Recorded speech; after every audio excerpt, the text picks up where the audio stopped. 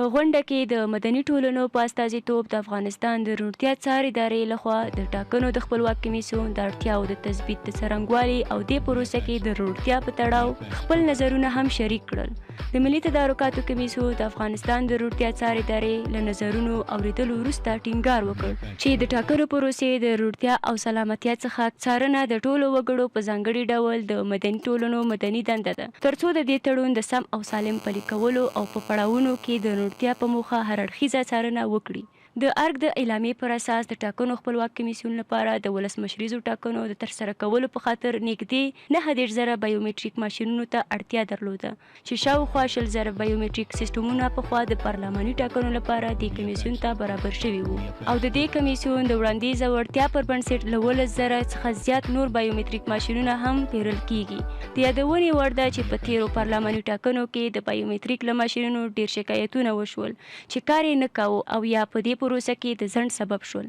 خو حکومت وایي د بایومټریک سیستمونه به په ټاکنو کې روڼتیا ته لاره هواره کړي او د درغلیو مخه به ونیسي. حکومت داسې مهال په ټاکنو کې د بایومټریک سیستمونو د رامنځته کېدو خبره کوي چې ولسمشریزو ټاکنو ته ډیر نوماندان په راتلونکو ټاکنو کې د درغلیو په اړه اندېښمن دي او په همدې خاطر یوه ډله یې له ولسمشر غني څخه غواړي چې استعفا وکړي او ټاکنې دې سرپرست حکومت وکړي چې په دې ډول د درغلیو مخه ونیول شي. خو ارګ بیا دا غوښتنې رد کړي او ویلي دي چې اوسنی حکومت د رڼو ټاکنو ترسره کولو ته ژمن دی او اوسنی